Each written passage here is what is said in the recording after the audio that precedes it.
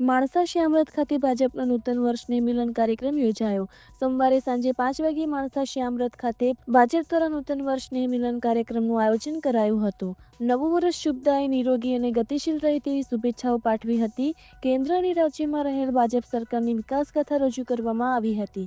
ધારાસભ્યોએ કેન્દ્રીય ગૃહ અને સહકારિતા મંત્રી અમિતભાઈ શાહ સતત માણસાના વિકાસ કામોની ચિંતા કરતા હોવાનું જણાવ્યું હતું. માણસામાં અમિતભાઈ શાહ દ્વારા કરવામાં આવેલ વિકાસ કામોના લોકાર્પણ અને ખાતમુહૂર્તની વાત ધારાસભ્યએ કરી હતી.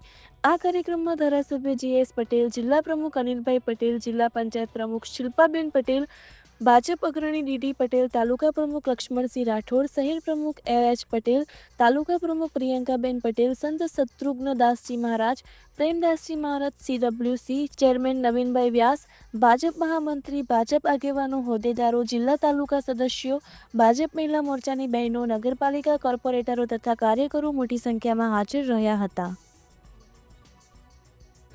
આજે માણસા તાલુકા સંગઠનનો દિવાળી નિમિત્તે સ્નેહ મિલનનો કાર્યક્રમ હતો.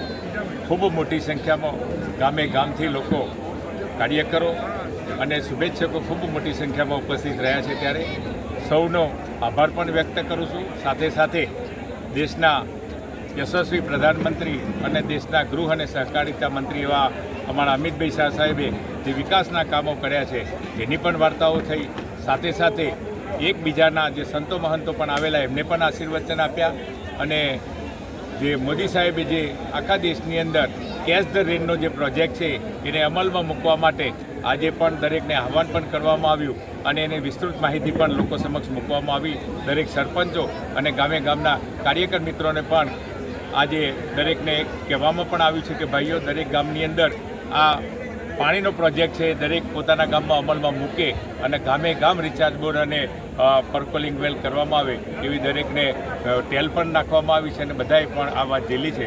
અને ટૂંક સમયની અંદર દરેક ગામની અંદર અમે આ પ્રોજેક્ટ અમલમાં મૂકીશું. ફરીથી દિવાળીની ખૂબ ખૂબ શુભેચ્છાઓ. દરેકનું સ્વાસ્થ્ય સારું રહે અને દરેક પરિવાર પોતાના પરિવાર ખૂબ ઉન્નતિ કરે એ જ શુભેચ્છા